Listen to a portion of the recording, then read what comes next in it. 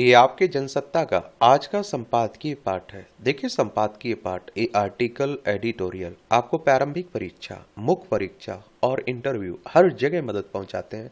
यहाँ से एक सामान्य जानकारी भी आप लोगों को मिलती है, तो इन्हें जरूर आप लोग पढ़ा करिएगा। शुभ और अशुभ हमारे मन पर अवलंबित है। मन जब स्थिर और शांत होता है तो शुभ अशुभ उसे छू भी नहीं पाते हैं। एक किसने कहा है? स्वामी विवेकानंद साहब ने। विविधता का संगम, ये आर्टिकल हमारे प्रधानमंत्री मोदी जी के द्वारा लिखा गया है। चलिए तो इसे हम लोग देख लेते हैं, समझ लेते हैं।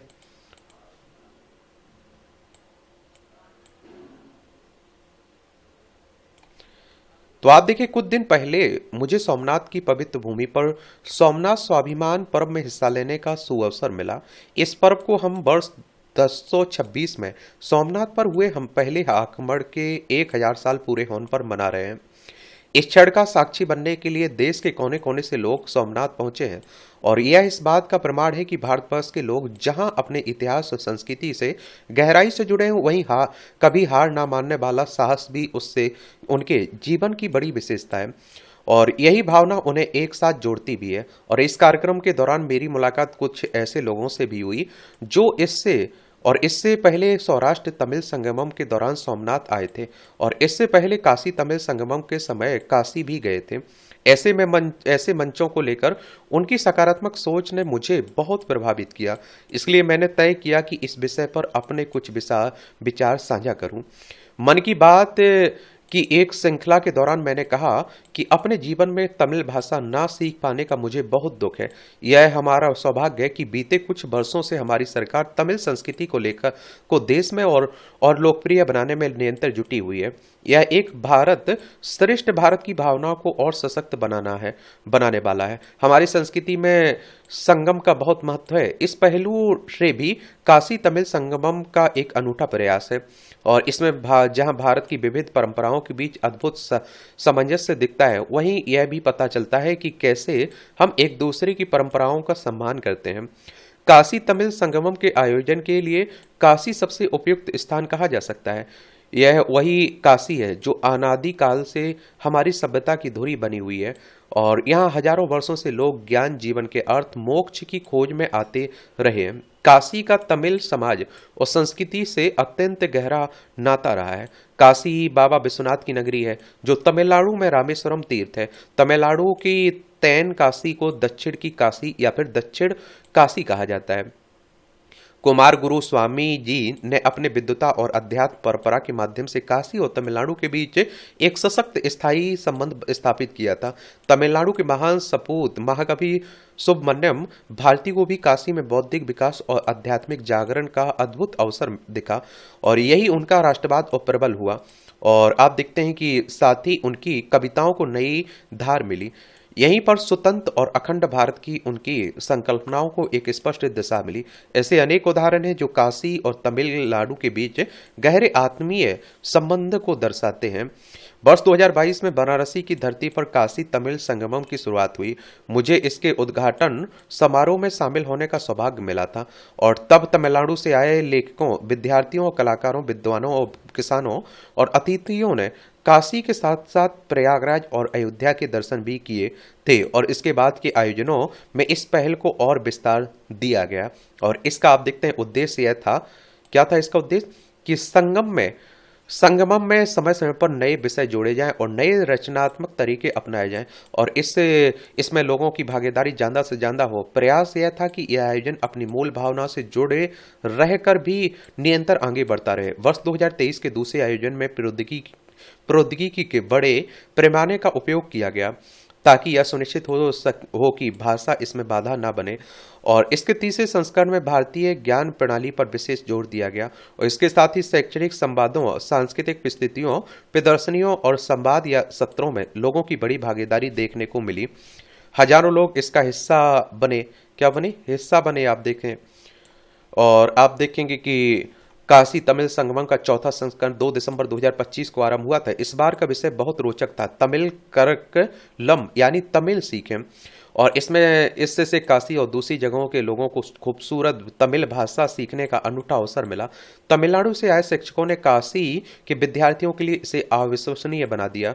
इस बार कई और विशेष कार्यक्रम भी आयोजित किए गए। प्राचीन तमिल साहित्य ग्रंथ तोलकप्पियम का 4 भारतीयों और 6 विदेशी भाषाओं में अनुवाद किया गया। इसके अलावा काशी में स्वास्थ्य शिविरों और डिजिटल साक्षरता शिविर के आयोजन के साथ ही कई और सराहनीय प्रयास किए गए। इस अभियान में सांस्कृतिक एकता के संगीत का संदेश का प्रसार करने वाले पांडवंश के महान राजा आदि वीर पांडियन जी को श्रद्धांजलि अर्पित की गई। पूरे आयोजन के दौरान नमो घाट पर प्रदर्शनियां लगाई गई। वीएचयू में शैक्षणिक सत्र का आयोजन हुआ, साथ ही विभिन्न सांस्कृतिक कार्यक्रम भी हुए।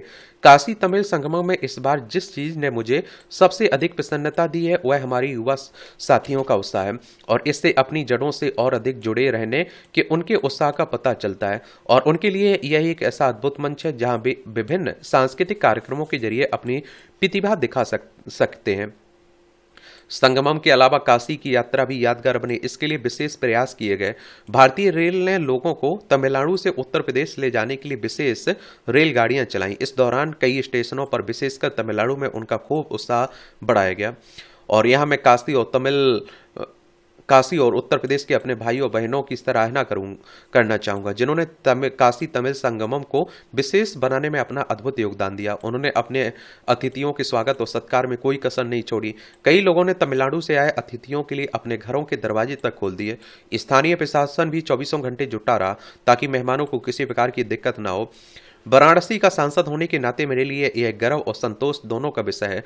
इस बार काशी तमिल संगमम का समापन समारोह रामेश्वरम में आयोजित किया गया, और जिसमें तमिलनाडु के सपूत उपराष्ट्रपति सीपी राधाकृष्णन भी मौजूद रहे।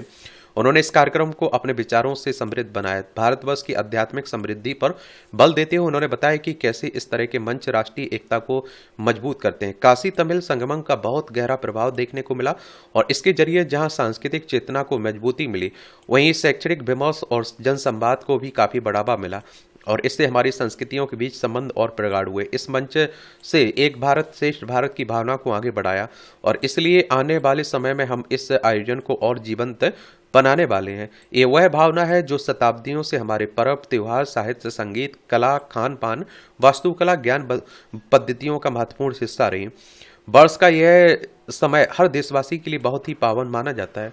लोग बड़े उत्साह के साथ संक्रांति, उत्तरायण, पोंगल, माघ बिहू जैसे अनेक त्योहार मना रहे हैं। ये सभी उत्सव मुख्य रूप से सूर्यदेव, प्रकृति और कृषि को समर्पित है। ये त्योहार लोगों को आपस में जोड़ते हैं, जिससे समाज में सद्भाव और एकजुटता की भावना और प्रगाढ़ होती है। और इस अवसर पर मैं आप सभी को अपनी शुभकामनाएं देता हूं। पूरा विश्वास है कि इन उत्सवों के साथ हमारी साझी विरासत और सामूहिक भागीदारी की भावना देशवासियों की एकता को मजबूत करेगी।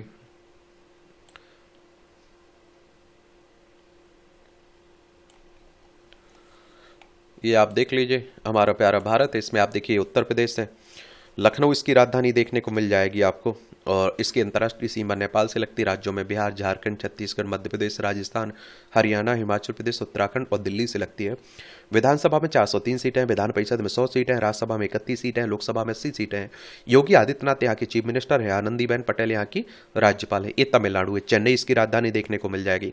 इसकी सीमा आंध्र प्रदेश, कर्नाटक, केरल से लगती है। RN रवि यहाँ के राज्यपाल हैं। MK स्टालिन मुख्यमंत्री है। विधानसभा में 234 सीटें हैं, राज्यसभा में 18 सीटें हैं, लोकसभा में 39 सीटें आपको देखने को मिल जाएंगी। इसमें सीखने का सफर, पढ़ने लिखने और सीखने की कोई उम्र सीमा नहीं होती है। आजीवन सीखते रहने का पहलू महत्वपूर्ण है, जो व्यक्ति और समाज के विकास के लिए जरूरी है।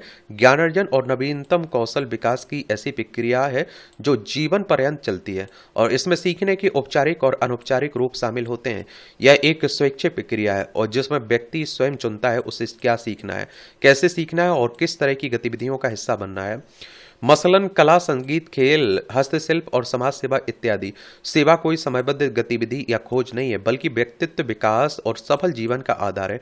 भारत में नई शिक्षा नीति 2020 के साथ ही आजीवन शिक्षा की तरफ ध्यान केंद्रित हुआ। ताउम्र सीखने की प्रक्रिया में पूर्ण शिक्षा महत्वपूर्ण भूमिका निभा सकती है। इसके माध्यम से व्यक्ति को कौशल और ज्ञान अर्जित करने का अवसर मिलता है, और जिससे उन्हें अपने जीवन की राह को आसान बनाने में मदद मिलती है। बेरोजगार प्रशिक्षण के जरिए आत्मनिर्भर बनने की दिशा में कदम आगे बढ़ा सकते हैं। प्रकृति के साथ सहअस्तित्व को बढ़ाने के लिए नई तकनीक को सीखने और सिखाने की जरूरत को भी समझना होगा। और आप देखिए, साक्षरता बुनियादी शिक्षा व्यक्ति के जीवन पर्यंत सीखने के अवसरों को आगे बढ़ाती है। देश और समाज में व्यक्ति के स्तर पर सहयोगी बनने की दिशा में निरंतर प्रयासों की जरूरत है। शिक्षा की ताकत और बुनियादी साक्षरता के प्रयासों से विकसित भारत के उद्देश्य को भी बल मिलेगा। वैश्विक स्तर पर विभिन्न देशों के आंकड़े दर्शाते हैं कि राष्ट्र की साक्षरता दर और उसकी प्रति व्यक्ति आय में गहरा संबंध होता है। इसी उद्देश्य से जीवन पर्यंत शिक्षा को विकास में सहयोगी के रूप में देखा जाता है। दूसरी ओर आप देखिए, किसी समुदाय को गैर साक्षर होना उस वर्ग के उत्थान में बाधा बन सकता है। बुनियादी वित्तीय लेन देन कर पाना, गुणवत्ता अथवा मात्रा की तुलना, नौकरियों के आवेदन फॉर्म भरना, समाचार मीडिया में सार्वजनिक सूचनाओं को समझना, व्यापार को संचालित करना, पारंपरिक एवं पेशेवर तरीके को बेहतर बनाने के लिए सूचना प्रौद्योगिकी का इस्तेमाल तथा दिशाओं और सुरक्षा निर्देशों को समझने के लिए जीवन पर्यंत शिक्षा का होना अति आवश्यक है। आजीवन शिक्षा व्यवस्था के लिए सबसे पहले राजनीतिक इच्छा शक्ति, संगठनात्मक संरचना, प्रभावी कार्य योजना और पर्याप्त वित्तीय सहायता का होना जरूरी है। इसके अलावा स्वयंसेवी कार्यकर्ताओं और संगठनों की गुणवत्तापूर्ण क्षमता संवर्धन के साथ आप देखते हैं कि क्या साथ सामुदायिक भागीदारी का पहलू भी जीवन पर्यंत साक्षरता कार्यक्रमों की सफलता के लिए आवश्यक है। सकारात्मक आप देखिए, सामाजिक बदलाव और न्याय के लिए समुदाय की भागीदारी शिक्षा के जरिए ही संभव हो पाती है। सामाजिक मुद्दों का चर्चा और विमर्श के माध्यम से समाधान निकालने की प्रक्रिया में भी साक्षरता की अहम भूमिका है। आजीवन सीखने को बढ़ावा देने के लिए सरकार की ओर से नवाचारी पहल, खासकर समुदाय की भागीदारी को सुगम बनाना और प्रौद्योगिकी के सुचारू एवं लाभकारी एकीकरण को आगे बढ़ाना होगा। साथ ही बुनियादी साक्षरता एवं संख्या ज्ञान, व्यवसायिक कौशल विकास, स्वास्थ्य संबंधी जागरूकता, सतत शिक्षा पर जोर देते हुए इस बात का भी ध्यान रखना होगा कि कई मामलों में बच्चों और प्रौढ़ को सिखाने के लिए इस्तेमाल किए जाने वाले तरीके और प्रशिक्षण सामग्री और शिक्षण पद्धतियों में भी सुधार की आवश्यकता होगी। प्रौढ़ शिक्षा के माध्यम से लोगों को अपने कौशल और ज्ञान में सुधार करने का अवसर मिलता है और जिससे वे अपने जीवन में आसानी से आगे बढ़ सकते हैं। प्रौढ़ शिक्षा के लिए विभिन्न प्रकार के कार्यक्रम सेवाएं उपलब्ध हैं, जैसे प्रौढ़ शिक्षा केंद्र, ऑनलाइन पाठ्यक्रम और सामुदायिक शिक्षा कार्यक्रम। आजीवन सीखने को बढ़ावा देने के लिए हमें शिक्षा एवं प्रशिक्षण कार्यक्रमों और सामुदायिक भागीदारी को बढ़ावा देना होगा। प्रौद्योगिकी के उपयोग और वित्तीय मदद की पर्याप्त व्यवस्था करनी होगी। साथ ही स्वयंसेवक और सामुदायिक कार्यकर्ताओं को विशेष रूप से प्रशिक्षित करना होगा। इसके जरिए हम एक शिक्षित, सक्षम और समृद्ध समाज का निर्माण कर सकते हैं। इसके अलावा हमें यह भी ध्यान रखना होगा कि प्रौढ़ शिक्षा और आजीवन सीखने के अवसर सभी के लिए समान रूप से उपलब्ध हों, चाहे उनकी जाति, धर्म, लिंग या फिर आर्थिक स्थिति कुछ भी हो। हमें शिक्षा को अधिक सुलभ और अनुकूल और ज्यादा प्रभावी बनाने के लिए काम करना होगा। आजीवन सीखने की प्रक्रिया को प्रोत्साहित करने से न केवल लोगों के जीवन को आसान बनाने में मदद की जा सकती है, बल्कि समाज को एक नई दिशा भी दी जा सकती है। इन प्रयासों के तहत शिक्षा को सभी के लिए सुलभ और परिस्थितियों के अनुकूल बनाना होगा। नवीनतम प्रौद्योगिकी का उपयोग करके शिक्षा को प्रयोगात्मक और प्रभावी बनाना होगा तथा शिक्षा में अनुसंधान और विकास को बढ़ावा देना होगा। शिक्षा और ज्ञान व्यक्ति के व्यक्तित्व को निखारता है। यह वह विकास है जो अज्ञानता के अंधेरे को दूर करता है और तर्कसंगत सोच विकसित करता है। शिक्षा से व्यक्ति और समाज अपने दम पर निर्णय लेने में सक्षम हो पाता है और यही क्षमता उन्हें वास्तविक दुनिया की चुनौतियों का आत्मविश्वास से सामना करने में मदद करती है। क्या करती है? मदद करती है। ये आप देखिए, ये भी टिप्पणियां रहती हैं, देखना हो तो देख सकते हैं आप लोग। इसकी पीडीएफ मैं टेलीग्राम पर डाल दूंगा, एजुकेशन सर्कल प्लेटफॉर्म है ना, वहां से जाकर डाउनलोड कर लिया करिएगा। सुरक्षा की फिक्र। आज की भाग दौड़ भरी जिंदगी और अत्यधिक व्यस्तता के बीच ऑनलाइन सामान पहुंचाने का कारोबार न केवल रोजगार का एक महत्वपूर्ण स्रोत बन गया, बल्कि यह उपभोक्ताओं के लिए एक बड़े बाजार की शक्ल ले चुका है। खासकर कोविड महामारी के बाद से इसमें जबरदस्त उछाल आया। अब मांग पर हर तरह के उत्पाद मिनटों में घर पहुंच जाते हैं, मगर तत्काल सामान पहुंचाने की होड़ में इस कार्य से जुड़े कर्मियों पर ऑनलाइन कंपनियों के दबाव, उनकी सुरक्षा को लेकर चिंताएं भी बढ़ी हैं। सामान पहुंचाने के दौरान सड़क हादसों में मौत हो जाने की देश भर में कई घटनाएं सामने आ चुकी हैं। यही वजह है कि केंद्र सरकार ने अब 10 मिनट में सामान पहुंचाने से संबंधित कंपनियों के दावों पर रोक लगाने का आदेश दिया है। सवाल है कि आखिर सरकार को इस मामले में हस्तक्षेप क्यों करना पड़ा? क्या संबंधित कंपनियों की यह जिम्मेदारी नहीं कि वे अपने कर्मियों की सुरक्षा और बेहतरी की फिक्र करें? बीते वर्ष के आखिरी दिन यानी 31 दिसंबर 2025 को घर पर सामान पहुंचाने वाली कर्मियों ने हड़ताल का आह्वान कर अपनी दिक्कतों की तरफ देश और समाज और सरकार का ध्यान आकर्षित करने की कोशिश की थी। कुछ अरसे से ऑनलाइन बाजार की यह कहकर हिमायत की जा रही है कि इससे रोजगार के नए अवसर सृजित हुए हैं और उपभोक्ताओं को भी अपनी पसंद के सामान की खरीदारी का आसान विकल्प मिल गया है।